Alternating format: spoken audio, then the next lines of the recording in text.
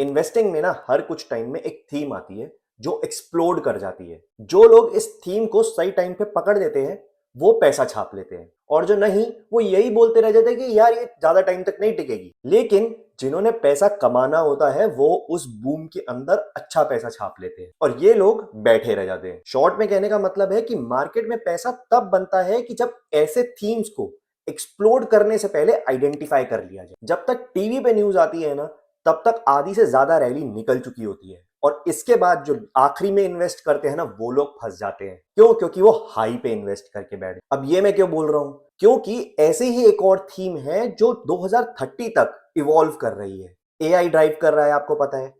इस एआई को ड्राइव करने के लिए एक सबसे इंपॉर्टेंट चीज चाहिए होती है, जो कि है डेटा सेंटर। तो डेटा सेंटर एक ऐसी नई थीम इवॉल्व हो रही है जिसका एक्सपेक्टेड है कि वो बहुत रैपिडली ग्रो करेगी अगले कुछ सालों के अंदर। अब ऐसे ही बहुत सारे लोग जो हैं जिन्हें पता भी नहीं है कि डेटा सेंटर क्या है, वो उन डेटा सेंटर कंपनीज के अंदर इन्वेस्ट करते हैं। इनफैक्ट उन्हें यह भी नहीं पता कि ये डेटा सेंटर कंपनीज पैसा कैसे कमा रही हैं। बेसिकली ब्लाइंडली इन्वेस्ट कर रहे हैं डेटा सेंटर स्टॉक कहीं से सुन के, और बाद में जाके पछताएंगे अगर वो कंपनी सही नहीं निकली। इसीलिए ये वीडियो बना रहा हूं कि ताकि समझ में आए कि डेटा सेंटर क्या होता है, बिजनेस कैसे रन करता है, और फिर उसको समझ के सही कंपनी चुनी जाए जिसके अंदर इन्वेस्ट कर सकते हैं। हर पॉइंट जो होगा वो डेटा बैक्ड होगा, और हम डिस्कस करेंगे दो ऐसे डेटा सेंटर स्टॉक्स जो कि एक्चुअली डेटा सेंटर स्टॉक्स हैं, ना कि प्रॉक्सी डेटा सेंटर, ताकि एक वेल इन्फॉर्म्ड डिसीजन लिया जाए डेटा सेंटर इंडस्ट्री में इन्वेस्ट करते वक्त। और आगे बढ़ने से पहले अगर आप नए हो हमारे चैनल पे तो चैनल को सब्सक्राइब कर लेना, हमें सपोर्ट मिलता है।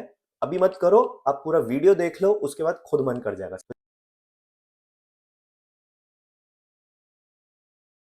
तो चलिए वीडियो शुरू करते हैं। सबसे पहले समझते हैं कि डेटा सेंटर होता क्या है। डेटा सेंटर एक ऐसी जगह होती है या एक बहुत बड़ी बिल्डिंग होती है जहां पे आपका डेटा जो है वो स्टोर किया जाता है। यहाँ पे बहुत सारे सुपर कंप्यूटर्स होते हैं, स्टोरेज होती है, नेटवर्किंग इक्विपमेंट होती है, जो बेसिकली आपका डेटा मैनेज करते हैं और जिसे आप कभी भी अपने कंप्यूटर के थ्रू एक्सेस कर सकते हो। और सिंपल लैंग्वेज में समझे तो लेट से आप अपने कंप्यूटर पे बैठे हो और उस पे आप एक मूवी रिक्वेस्ट करते हो, वो रिक्वेस्ट जाती है इस बड़ी डेटा सेंटर के अंदर जहां पे वो डेटा स्टोर्ड है, और वहां से प्रोसेस होके जो सुपर कंप्यूटर है वो स्टोरेज में से डेटा निकालता है और वापस इंटरनेट के जरिए आप तक भेज देता है। अब डेटा सेंटर जो है वो उसमें बहुत ज्यादा एनर्जी की रिक्वायरमेंट होती है, इसीलिए यहाँ पे हम पावर का सिंबल देख सकते हैं। और इन डेटा सेंटर्स में हीट बहुत जेनरेट होती है, तो उसे कूल रखने के लिए भी वहां पे इक्विपमेंट की जरूरत पड़ती है। तो अब डेटा सेंटर क्या है वो मोटा मोटा समझ आ गया, तो देखते हैं कि डेटा सेंटर जो है वो पैसे कैसे कमाते हैं, इनका बिजनेस मॉडल क्या होता है। तो सबसे पहले एक एग्जांपल लेते हैं टाटा मोटर्स का। टाटा मोटर्स का काम है गाड़ियां बनाना, गाड़ियां बेचना, लेकिन इस प्रोसेस के अंदर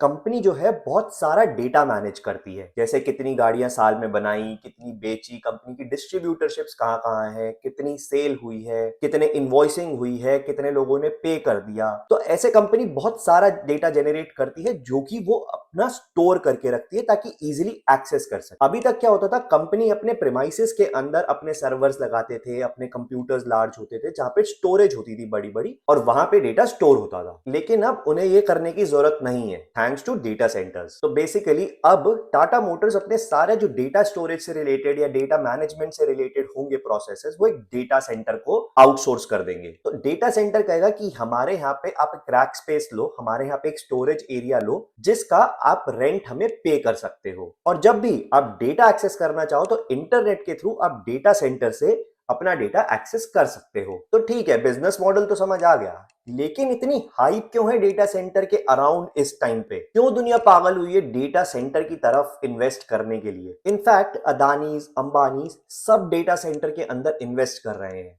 इनफैक्ट रिलायंस ने $30 बिलियन की जो इन्वेस्टमेंट है वो डेटा सेंटर के अंदर प्लान की हुई है, और वो दुनिया का सबसे बड़ा डेटा सेंटर इंडिया में बनाना चाहते हैं। इनफैक्ट अदानी कंपनीज ने भी डेटा सेंटर की तरफ $1.44 बिलियन जो है वो प्लान किए हैं अपने एक जेवी कॉनिक्स के साथ। अगर आप सबसे पहले मार्केट का आउटलुक देखो तो 2030 तक 25 से 30% तक का CAGR है। ऑलमोस्ट 3x हो जाएगा industry size over this time period, और जो टोटल मार्केट वैल्यू है वो 20 से $25 बिलियन तक हो जाएगी। और अगर आप इस ग्राफ पे फोकस करो तो अप्रैल 2025 में 1200 मेगावाट की कैपेसिटी है जो कि 2030 तक बढ़ के 4500 मेगावाट की कैपेसिटी हो सकती है। अब आप सोच रहे होंगे कि यहाँ पे हम मेगावाट की बात क्यों कर रहे हैं, एंड प्लीज नोट ये एक बहुत ही इंपॉर्टेंट पॉइंट है डेटा सेंटर की इंडस्ट्री को समझने के लिए। जब भी हम किसी डेटा सेंटर या डेटा सेंटर कंपनी को एनालाइज कर रहे होते हैं तो हमें ये देखना है कि मेगावाट में उस कंपनी की कैपेसिटी क्या है।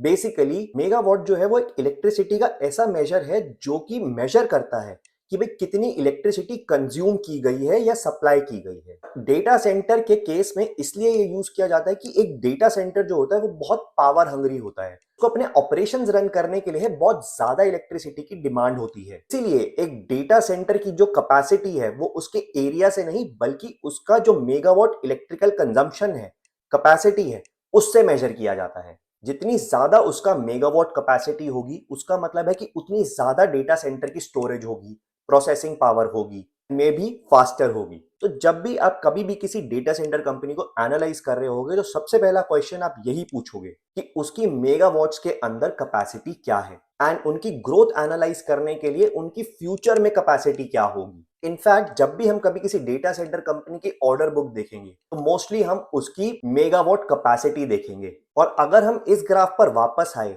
और देखें कि भाई 25 से 30% की ग्रोथ क्यों हो रही है, वो समझना बहुत जरूरी है और वो हम मोटा मोटा ही डिस्कस करेंगे। तो पहला रीजन है क्लाउड कंप्यूटिंग एंड एआई।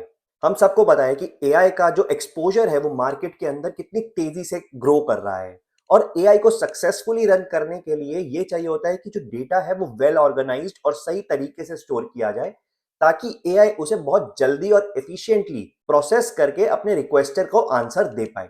मैं ये नंबर्स नहीं रिपीट करूंगा बट आप ये फुल रिपोर्ट हमारे डिस्क्रिप्शन में ले सकते हो। दूसरा रीजन है कि हमारी जो इकोनॉमी है वो बहुत तेजी से डिजिटाइज हो रही है। इनफैक्ट रिसर्च के अकॉर्डिंग हमारी country third most digitised economies में से एक है। आप फास्टैग की बात करो, यूपीआई की बात करो, डिजी लॉकर की बात करो, हम एक बहुत ही डिजिटली कनेक्टेड एक कंट्री बनते जा रहे हैं। और अगर आप पिछले 5 साल के अंदर देखो तो हमने एज अ कंट्री बहुत डेटा जनरेट किया है, और ये डेटा कहीं ना कहीं सही जगह स्टोर होना चाहिए ताकि हम इस डेटा को यूज कर सकें और इसके ऊपर एआई की एप्लीकेशंस बना सकें। और ऐसे ही जैसे जैसे और प्रोसेसेस डिजिटाइज होते हैं वैसे ही जो डेटा सेंटर की डिमांड है वो इंडिया में एक्सपेक्टेड है कि बहुत ज्यादा तेजी से बढ़े। और तीसरा पॉइंट है जो गवर्नमेंट का सपोर्ट है डेटा सेंटर इंडस्ट्री के लिए वो एक मैसिव है। हम फुल डिटेल में नहीं जाएंगे, आप नीचे लिंक में रिपोर्ट में देख लेना, बट मोटा मोटा समझना ये जरूरी है कि गवर्नमेंट ऑफ इंडिया ये कह रही है कि जो इंडिया जनरेट करता है डेटा वो इंडिया में ही रहना चाहिए। इसका मतलब जो डेटा सेंटर बनेंगे वो इंडिया में ही होने चाहिए रादर देन चाइना, यूएस या फिर यूरोप में कहीं और। तो ये एक बहुत बड़ा पुशिंग फैक्टर हो जाता है कि भाई जो डेटा सेंटर डिमांड है वो इंडिया में बहुत तेजी से बढ़ती है। अब हमने थोड़ा कॉन्टेक्स्ट सेट कर लिया है, थोड़ा समझ आ गया है कि डेटा सेंटर क्या होते हैं, तो हम आगे चलते हैं और एक्सप्लोर करते हैं वो दो डेटा सेंटर स्टॉक्स। पहले स्टॉक का नाम है अनंत राज लिमिटेड। सबसे पहले आप मेरी स्क्रीन पर देखो, ये स्टॉक जो ट्रेड करता था 2023 में वो अराउंड 100 रुपीज पे करता था, और जैन 2025 तक ये स्टॉक 900 लेवल्स तक पहुंच गया था ऑलमोस्ट, यानी कि 9x की ग्रोथ। लेकिन उसके बाद इस स्टॉक ने जैन 2025 से ऑलमोस्ट 50% की करेक्शन देखी। ऐसा क्यों हुआ? क्योंकि उस टाइम पे आपको याद होगा कि एक अनाउंसमेंट हुई थी डीप सीक एआई की, जो कि एक चाइना बेस्ड एलएलएम मॉडल था। उस टाइम पे नॉट जस्ट ये कंपनी बट बाकी और कंपनीज, इनफैक्ट एनवीडिया भी काफी ज्यादा करेक्ट करे थे। ये हम पहले इसलिए डिस्कस कर रहे हैं क्योंकि टेक्नोलॉजी जो है वो बहुत रैपिड स्केल पे ग्रो कर रही है। तो एक रिस्क हमेशा रहता है कि ऐसी अनाउंसमेंट्स कुछ आएंगी और ये जो टेक्नोलॉजी स्टॉक्स हैं वो टंबल डाउन हो जाएंगे। बट इसका मतलब ये भी नहीं है कि ये बड़ी कंपनीज जो कि डेटा सेंटर्स के अंदर इन्वेस्ट कर रही हैं वो भी बिलियंस ऑफ डॉलर्स ऐसे गायब हो जाएंगे। बल्कि ऐसे टाइम्स के अंदर ये एक अपॉर्चुनिटी हो सकती है कि एक्सपोजर बढ़ाया जाए और रिटर्न्स देखी जा सके इन द फ्यूचर, अगर कंपनी के फंडामेंटल स्ट्रांग है तो अब हम एनालाइज करते हैं कि ये कंपनी जो है वो फंडामेंटली कितनी स्ट्रांग है। पहले हम कंपनी की पीएनएल स्टेटमेंट देखते हैं। अगर आप टॉप लाइन यानी कि कंपनी का रेवेन्यू और बॉटम लाइन यानी कि नेट प्रॉफिट आप देखो तो कंपनी ने उसके अंदर बहुत स्ट्रांगली परफॉर्म किया है, दोनों बहुत स्ट्रांगली ग्रो करे हैं। इनफैक्ट लास्ट 5 साल में जो प्रॉफिट है वो ग्रोथ ज्यादा हुई है, कंपाउंडेड एट 77% पे। तो ओवरऑल ये दिखता है कि कंपनी फंडामेंटली रेवेन्यू भी ग्रो कर रही है और अपने नेट प्रॉफिट भी ग्रो कर रही है, बल्कि उससे बेटर कर रही है। लेकिन सबसे इंपॉर्टेंट पॉइंट ये है कि कंपनी का जो मेजॉरिटी ऑफ द रेवेन्यू है वो उनके डेटा सेंटर बिजनेस से नहीं आ रहा। डेटा सेंटर बिजनेस सिर्फ 1 से 2% तक का कंट्रीब्यूशन कर रहा है। इनफैक्ट मार्च 2025 के अंदर जो उनका रेवेन्यू कंट्रीब्यूशन था वो था 90-98% अदर सेगमेंट से, ना कि डेटा सेंटर से। और वो जो दूसरी सेगमेंट है वो है उनकी रियल एस्टेट सेगमेंट। सिर्फ 1 से 2% ही डेटा सेंटर बिजनेस से आना शुरू हुआ, वो भी अक्टूबर 2024 के बाद से। तो मैं आपको ये क्यों बता रहा हूँ, अगर डेटा सेंटर का उसका इतना छोटा सा सेगमेंट है, तो बेसिकली ये एक सेगमेंट है जिसमें उन्होंने इन्वेस्ट किया है as a future lever of growth. इसका आंसर है कंपनी के बिजनेस मॉडल में। तो कंपनी जो है बेसिकली दो सेगमेंट्स के अंदर ऑपरेट करती है। पहली है रेजिडेंशियल सेगमेंट, जिसके अंदर company simple residential projects undertake करती है, फ्लैट्स बनाती है और लोगों को बेचती है। दूसरा है एन्युटी बिजनेस। इसके अंदर कंपनी जो है कमर्शियल बिल्डिंग बनाती है, जैसे आईटी पार्क्स बनाती है, ऑफिस स्पेस बनाती है, होटल्स बनाती है या अदर कमर्शियल बिल्डिंग्स बनाती है और डेटा सेंटर बनाती है। और इन कंपनीज को वो लीज पे देती है और इनसे जो कंपनी रेवेन्यू जनरेट करती है वो रेंट के थ्रू करती है। तो बेसिकली ये समझना जरूरी है कि कंपनी जो है वो डेटा सेंटर, जो कि उसका एन्युटी बिजनेस का एक पार्ट है, वो डेटा सेंटर बनाएगी और उसे इन फ्यूचर जो है वो रेंट जनरेट करेगा और इनकम आएगी। और जैसे हमने डिस्कस किया था एग्जांपल में कि टाटा मोटर्स और ऐसे बाकी बिजनेसेस जो है वो जगह जो है वो रेंट पे लेंगे एंड पे ऑफ करेंगे। और ये जो रेंट जनरेट होंगे एक फिक्स्ड इनकम की तरह होंगे, क्योंकि अगर एक बड़ी ऑर्गेनाइजेशन को तुमने कस्टमर की तरह जोड़ दिया तो वो अपना डेटा तुम्हारे सर्वर्स पे, अपने डेटा सेंटर पे होस्ट करेगा। और एक बार कर दिया तो वो कस्टमर जो है तुम्हारे साथ काफी लंबे टाइम के लिए जुड़ जाएगा। तो जैसे जैसे डेटा सेंटर कंपनी की कैपेसिटी बढ़ेगी वैसे वैसे उसके रेवेन्यूज भी बढ़ते रहेंगे। तो अगर हम कंपनी के फ्यूचर प्रोजेक्शन पे आए तो कंपनी कहती है कि भाई हम जो है 2031 तक 307 मेगावाट की डेटा सेंटर कैपेसिटी का प्लान करते हैं। इसका मतलब ये हुआ कि कंपनी ऑलमोस्ट 7% का मार्केट शेयर लेके चलेगी, क्योंकि अगर हम 307 को टोटल मार्केट कैपेसिटी जो कि 4500 थी उससे डिवाइड करें तो ऑलमोस्ट 7% होता है। तो ये सब होगा फ्यूचर में। तो हम अभी जो बेस्ट अवेलेबल डेटा है उसको यूज करके हम फ्यूचर को एस्टिमेट कर रहे हैं और एक इन्फॉर्म डिसीजन लेने की कोशिश कर रहे हैं। तो अगर हम बात करें कंपनी की करंट डेटा सेंटर कैपेसिटी की, तो वो टारगेट कर रहे हैं 28 मेगावाट बाय Q1 FY26 तक। तो company currently 3 data centre plan कर रही है। जो पहला डेटा सेंटर है वो है मानेसर में 6 मेगावाट कैपेसिटी का। दूसरा जो है वो कंपनी पंचकुला में प्लान कर रही है। और तीसरा जो है वो कंपनी राय नाम की एक जगह है जो कि पंजाब में ही है, वहां पे प्लान कर रही है।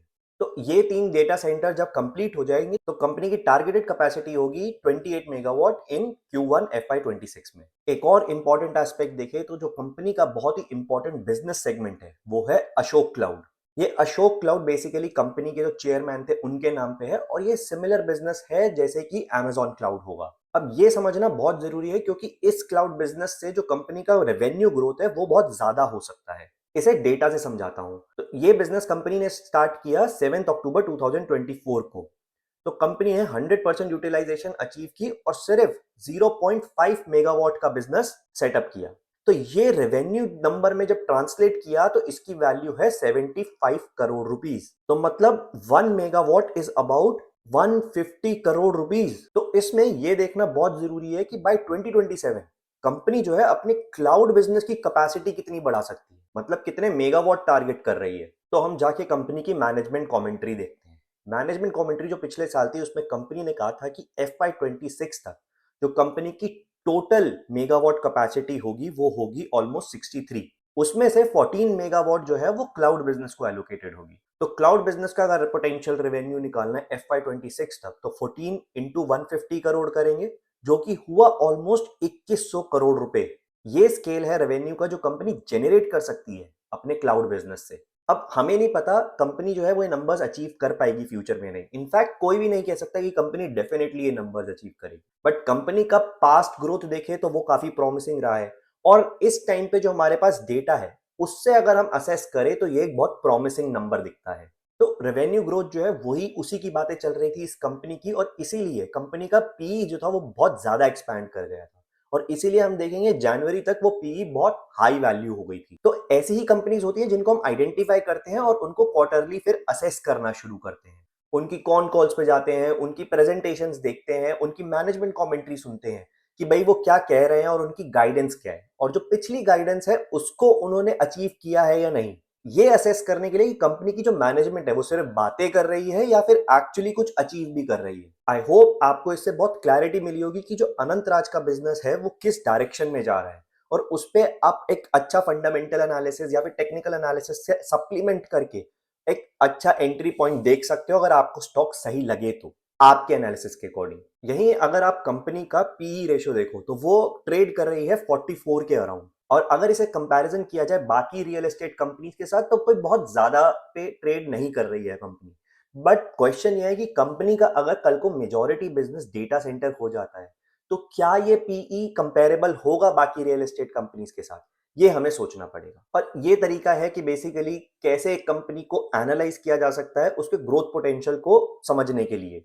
तो मेरा काम है कि आपको एक सही डायरेक्शन दिखाना कि किस तरीके का डेटा हम देख सकते हैं कंपनी को एनालाइज करने के लिए। तो होप ये आपको हेल्प कर रहा होगा। तो अगर आपको ये पहली कंपनी पे कमेंट्री अगर अच्छी लगी हो तो प्लीज लाइक करना, कमेंट छोड़ के जाना कि आपको एनालिसिस कैसे लगा। और अगर आप दूसरी कंपनी के लिए वेट करना चाहते हो वही सब्सक्राइब या लाइक करने के लिए, तो दूसरी कंपनी पे चलते हैं। दूसरी कंपनी का नाम है Techno Electric and Engineering Company Limited. तो ये कंपनी ऑपरेट करती है पावर सेक्टर के अंदर, और ये काम करते हैं पावर जनरेशन में, पावर ट्रांसमिशन में और पावर डिस्ट्रीब्यूशन में। इनकी अगर ऑर्डर बुक देखें तो टोटल वैल्यू है 10,951 करोड़ की, तो बहुत ही हेल्दी ऑर्डर बुक दिख रही है। अब सिंस ये एक पावर जनरेशन कंपनी है तो इनके लिए डेटा सेंटर बिजनेस में घुसना बहुत ही आसान हो जाता है। क्यों? क्योंकि जो डेटा सेंटर्स होते हैं उन्हें रिक्वायरमेंट होती है बहुत ज्यादा पावर की। जितने ज्यादा डेटा सेंटर बनेंगे उतनी ज्यादा पावर रिक्वायरमेंट होगी, और ऐसी कंपनीज जो कि पावर सप्लाई करना चाहती है डेटा सेंटर्स को, उनके लिए बहुत ज्यादा हाईली बेनिफिट होगा। तो अगर आप कंपनी की डेटा सेंटर से रिलेटेड ऑर्डर बुक देखो तो वो है ऑलमोस्ट 64 करोड़ की एज ऑफ मार्च 2025, जो कि एक शायद बहुत ही सिग्निफिकेंट नहीं है, बट कंपनी जो है वो एफर्ट्स डाल रही है इस बिजनेस सेगमेंट के अंदर ग्रो करने का। अगर हम कंपनी की पीएनएल देखें तो हम उसमें देखेंगे कि कंपनी की जो टॉप लाइन है और बॉटम लाइन है वो काफी अच्छी और बहुत स्ट्रांगली ग्रो करी है, स्पेशली लास्ट 2 से 3 साल के अंदर। लास्ट 12 मंथ्स की ग्रोथ देखो तो उसके अंदर जो सेल्स है वो 51% से ग्रो करी है, और वहीं जो प्रॉफिट है वो 41% से ग्रो किया है। और बहुत रिसेंटली उन्हें एक डेटा सेंटर रिलेटेड प्रोजेक्ट मिला है RailTel corporation of India limited से। और अगर कंपनी के विजन की बात की जाए डेटा सेंटर से रिलेटेड तो वो कहते हैं कि वो बनाना चाहते हैं 102 edge data centers across India. अगर आप इंडिया के मैप पे देखो तो आप ये देखोगे जो रेड रिबन है ये वो सारी जगह है जहां पे कंपनी डेटा सेंटर बना एज डेटा सेंटर्स बनाना चाहती है। एज डेटा सेंटर्स एक ऐसे डेटा सेंटर होते हैं जो कि जो क्लाइंट लोकेशन है उसके बहुत पास होते हैं ताकि लेटेंसी इश्यूज ना आए। आप और रिसर्च कर सकते हो गूगल पे जाके। तो कंपनी ने अपना first edge data center Gurgaon में सेटअप कर लिया है, जिसकी जो कैपेसिटी है वो है 200 किलोवाट की, जो कि एक बहुत स्मॉल कैपेसिटी है जिस अगर हम कंपनी के विजन के साथ कंपेयर करें, but it's a starting point. But अगर हम कंपनी के नेक्स्ट स्टेप की बात करें तो वो एक बड़ा डेटा सेंटर प्लान कर रहे हैं चेन्नई के अंदर, जिसकी जो कैपेसिटी होगी वो होगी 36 मेगावाट की। ये एक बहुत बड़ा डेटा सेंटर है, हाइपर स्केल डेटा सेंटर है, जो कि एक बहुत बड़े लार्ज स्केल पे डेटा सेंटर्स ओपन करते हैं। और मोस्टली जो यूज होते हैं वो गूगल या फिर फेसबुक या फिर अमेजॉन जैसी कंपनी ज्यादातर यूज करती हैं। अब इस डेटा सेंटर की एक बहुत खास बात है कि भाई टेक्नोलॉजिकली ये जो डेटा सेंटर है इसके अंदर डेंसिटी ऑफ रैक्स होगी, रैक्स यानी कि जिसके अंदर डेटा स्टोर होता है वो ज्यादा होगी। और कंपनी ये भी कहती है कि भाई जो हम कूलेंट है उसमें वाटर यूज करेंगे, और ये पहला डेटा सेंटर होगा चेन्नई में जो कि water as a coolant use होगा। तो इससे ये पता लगता है कि कंपनी जो है उसका फोकस है टेक्नोलॉजिकली एडवांस डेटा सेंटर बनाने में। तो इसके अंदर सिंस टेक्नोलॉजी की बात हो रही है, इवॉल्व होती जा रही है, तो इसीलिए हमें ये छोटी बारीकियां पकड़ना बहुत जरूरी है कि भाई कंपनी टेक्नोलॉजिकली एडवांस पे फोकस कर रही है या नहीं। तो अगर हम कंपनी के इस बिजनेस की बात करें, वो कहती है कि भाई वो पर मेगावाट 11 से 12 करोड़ बना सकते हैं। और अगर देखा जाए तो कंपनी की कैपेसिटी जो है वो 30 मेगावाट की इस ईयर कंप्लीट हो जाएगी। बट इसका मतलब ये नहीं है कि 35 इंटू 10 हमने किया तो 350 करोड़ का रेवेन्यू आ जाएगा कंपनी का। बेसिकली कंपनी क्लाइंट्स ढूंढेंगी, रैंप अप करेगी स्लोली। तो FY26 में कंपनी कहती है कि भाई वो ऑलमोस्ट 100 करोड़ का रेवेन्यू एडिशन करेंगे इस बिजनेस से, और जो कि अगले साल बढ़ के 300 साढ़े 300 करोड़ हो जाएगा। बट अगर ओवरऑल बिजनेस देखें तो कंपनी प्रोजेक्ट कर रही है FY26 का 3500 करोड़ और नेक्स्ट ईयर का 4500 करोड़। और अगर आप करंट रेवेन्यू देखें तो वो है almost 2200 crore as of March 2025। तो अगर बाय 2027 कंपनी ये टारगेट अचीव कर लेती है तो बेसिकली उनका रेवेन्यू जो है वो डबल हो जाएगा। हमारे व्यू के अंदर एक बहुत ही सिग्निफिकेंट व्यू है, बट हाँ, फ्यूचर जो होगा वो पता लगेगा कि जरूरी नहीं है कि वो अचीव कर लें। वो एलिमेंट ऑफ रिस्क तो हमेशा रहता ही है। अगर हम कंपनी का पीई देखें तो करंटली ट्रेड कर रहा है ऑलमोस्ट 45 के अराउंड, बट अगर हम देखें तो कंपनी का पीई डेफिनेटली कुछ करेक्ट भी किया है। ठीक है, अर्निंग्स बढ़ती हैं, कुछ करेक्शन आती है मार्केट के अंदर। मीडियन पीई लास्ट 1 ईयर के अंदर ऑलमोस्ट रहा है 50-51। तो किसी भी वे में मैं आपको ये नहीं कह रहा हूँ कि आप इस कंपनी में इन्वेस्ट करो या नहीं, बट मैं वो कह रहा हूँ कि ये तरीका है कंपनी को असेस करने का कि भाई उसके अंदर इन्वेस्ट करना है या नहीं। हम आपको ये सिखाना चाहते हैं कि अब आपको एक तरीका पता है, अब आप बाकी जाके डेटा सेंटर स्टॉक्स कल को कोई आए तो आप असेस कर सको। आप नए हो हमारे चैनल पे तो हमें डेफिनेटली सब्सक्राइब करके जाना। ऐसे और इंडस्ट्रीज पे रिसर्च और स्टॉक्स पे रिसर्च आप तक पहुंचते रहेंगे।